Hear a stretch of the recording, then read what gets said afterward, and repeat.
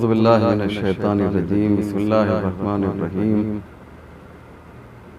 الحمد لأہلہ والصلاة علی اہلہا اما بعد فقد قال علی علیہ السلام علموا اولادکم لغیر زمانکم فإنہم خلقوا لغیر زمانکم۔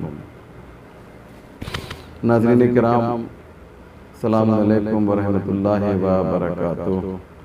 AZ عزاداری چینل سے آج ایک بہت ہی امپورٹنٹ اور اہم گفتگو آپ کی خدمت میں پیش کرنے جا رہا ہوں، اور اس گفتگو کا عنوان ہے تربیت اولاد۔ اولاد کی تربیت یہ اتنی ہی ضروری ہے ہمارے سماج کے لیے کہ جتنی ضرورت مچھلی کو پانی کی ہوا کرتی ہے۔ اس طریقے سے بغیر پانی کے مچھلی زندہ نہیں رہ سکتی، اسی طریقے سے بغیر تربیت کے ایک صالح اور بہترین معاشرہ سامنے نہیں آ سکتا ہے۔ لہذا تربیت کو اسلام نے بہت زیادہ توجہ دی ہے، اور اس کے لیے ائمہ معصومین کی حدیثیں ہیں، قرآن کی آیتیں ہیں۔ میں صرف ایک حدیث مولا کائنات حضرت علی ابن ابی طالب علیہ السلام کی آپ کی خدمت میں پیش کر رہا ہوں، جو بہت ہی خوبصورت حدیث ہے، اور مولا فرماتے ہیں علموا اولادکم لغیر زمانکم فإنہم خلقوا لغیر زمانکم۔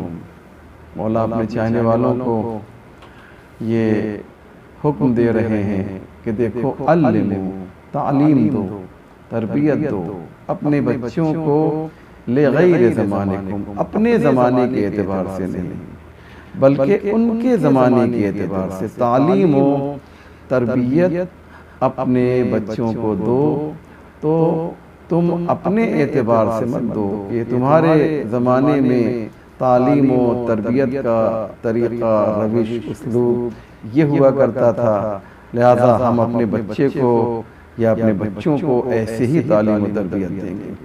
مولا فرماتے ہیں یہ صحیح نہیں ہے، بلکہ یہ دیکھو کہ ان کے زمانے کے اعتبار سے تعلیم و تربیت کی ضرورت کیسی ہے۔ ہم جب بچپن میں پڑھا کرتے تھے تو ایک لکڑی کی تختی کے اوپر لکھا کرتے تھے۔ زمانہ اور آگے بڑھا تو یہ ایک سلیٹ تک پہنچا، اور آگے بڑھا تو ڈیجیٹل بورڈ تک پہنچ گیا۔ جہاں جس زمانے میں جیسی ضرورت ہو، تربیت بھی ویسی ہی ہونی چاہیے۔ دین مبین اسلام نے بہت زیادہ تاکید کی ہے، اور یہ کہا ہے دیکھو، اگر تم نے تربیت دینے میں اپنے بچوں کو ذرا سی بھی کوتاہی کی تو یاد رکھو، اس سے ایک بہت ہی برا سماج سامنے آئے گا۔ کیوں؟ اس لیے کہ آج کے جو بچے ہوتے ہیں وہ کل کے مستقبل ہوتے ہیں، اور وہ قوم کے حالات کو بگاڑنے یا سدھارنے میں سب سے زیادہ مؤثر ہوتے ہیں۔ یہ جوان ہی تو ہیں کہ جنہوں نے قوموں کو تبدیل کیا ہے اور تاریخ رقم کی ہے۔ خود پیغمبر اسلام کے دو خاص دشمن عتبہ اور شیبہ جب آپس میں ایک دوسرے سے ملتے ہیں تو وہ کہتے ہیں کہ افسدہ، جب سے یہ محمد آیا ہے، معاذ اللہ ان کے اعتبار سے میں کہہ رہا ہوں، صلی اللہ علیہ وآلہ وسلم، جب سے یہ آیا ہے اس نے یہ کیا ہے، یہ کیا ہے، یہ خرابی کی ہے، یہ نقصان پہنچایا ہے۔ اس کے بعد عتبہ شیبہ سے کہتا ہے وہ افسدہ شباننا، ہمارے جوانوں کو خراب کر دیا ہے۔ کیوں؟ اس لیے کہ پیغمبر کے لیے جو لوگ سب سے زیادہ اہم تھے وہ جوان تھے۔ انبیاء علیہ السلام کی روش رہی ہے کہ انہوں نے اپنی تبلیغ کا آغاز اور ابتدا جوانوں سے کیا۔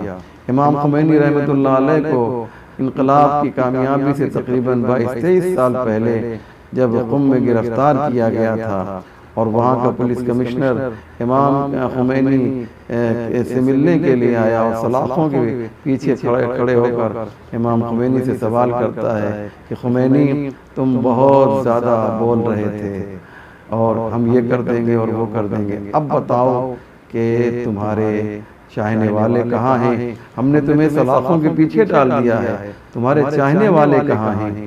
تو امام خمینی نے فرمایا تھا ہنوز در گہوار خواب، ابھی وہ جھولے میں سو رہے ہیں۔ کیا مقصد؟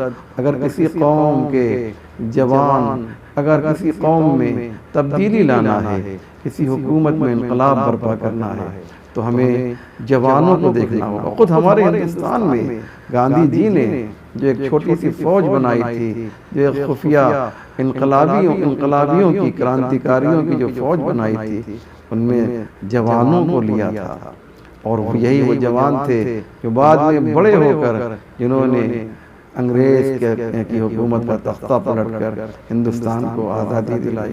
اس لیے ضروری یہ ہے کہ ہم اپنے جوانوں کو صحیح تربیت دیں۔ اگر یہ بن جاتے ہیں تو قوموں کو بنا دیتے ہیں، اگر یہ بگڑ جاتے ہیں تو نسلوں کو تباہ و برباد کر دیتے ہیں۔ اس لیے ضروری یہ ہے کہ تربیت میں ہم چھوٹی چھوٹی باتوں کا خیال رکھیں۔ میں بہت سی باتیں ہیں تو میں اس وقت عرض کرنا چاہ رہا ہوں، لیکن چونکہ ٹائم بہت مختصر ہوا کرتا ہے، اس لیے صرف خلاصہ ہی آپ کے سامنے پیش کرنا چاہتا ہوں کہ ہم بچوں کو بگاڑنے میں بھی ہمارا ہاتھ ہوتا ہے، اور بچوں کو بنانے میں بھی ہمارا ہی ہاتھ ہوتا ہے۔ یہ بیماری کے ذمہ دار ہم ہی ہیں، اور ہم ہی اس کا علاج بھی کرتے ہیں۔ آپ دیکھیں چھوٹی چھوٹی باتیں ہیں، اس کی طرف علماء نے کافی توجہ دی ہے کہ دیکھو بچوں کے سامنے کوئی گناہ نہ کرنا، کوئی جھوٹ نہ بولنا، ورنہ یہ اس کے عادی ہو جائیں گے۔ یہی تو ہوتا ہے نا، ہمارا بچہ جب 3-4 سال کا ہو جاتا ہے اور جب اس کا باپ آفس جانے لگتا ہے، بچہ مچل جاتا ہے، ڈیڈی، پاپا، بابا مجھے بھی لے چلیے، مجھے بھی کار میں لے چلیے، میں بھی شہر جاؤں گا۔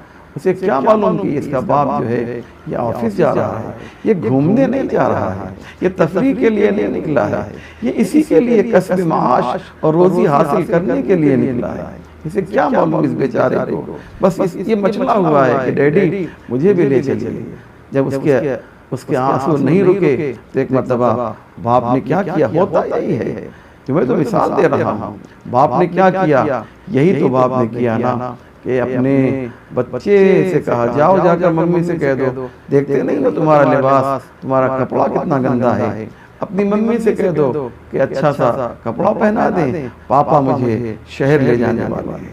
چنانچہ یہ خوشی خوشی آتا ہے، باپ کو اپنی ہی طرح سچا سمجھ رہا ہے، جیسے خود معصوم ہے ویسے سمجھتا یہ ہے کہ میرا باپ بھی معصوم ہے، جیسے خود سچ بولتا ہے ویسے یہ سوچتا ہے کہ میرا باپ بھی سچا ہے۔ چنانچہ خوشی خوشی اندر گھر میں جاتا ہے، باپ کار کے پاس کھڑا ہوا ہے، دیکھتا ہے جیسے ہی بیٹا اندر گیا اور ماں سے کہتا ہے مجھے ڈریس بدل دیجئے، مجھے اچھا سا کپڑا پہنا دیجئے، میرا باپ مجھے شہر لے جا رہا ہے، یہ کہتا ہے اور ماں اسے کپڑا پہنا دیتی ہے۔ لیکن جب باہر آتا ہے تو کیا دیکھتا ہے کہ وہ نہ باپ ہے اس جگہ پر، نہ وہ کار ہے، صرف گرد و غبار ہے، مٹی کا گرد و غبار ہے، جو زمین سے بلند ہو کر یہ اعلان کر رہا ہے کہ تم اب اپنے باپ کا انتظار نہ کرو، وہ تو شہر جا چکا ہے۔ اور یہ بچہ زبان بے زبانی سے کہتا ہے اے میرے باپ تم کتنے دغاباز ہو، تم کتنے دھوکے باز ہو، تم کتنے جھوٹے ہو۔ شاید اس زبان سے نہ کہے لیکن زبان حال سے تو بہرحال کہہ ہی رہا ہے کہ میرا باپ کتنا جھوٹا ہے۔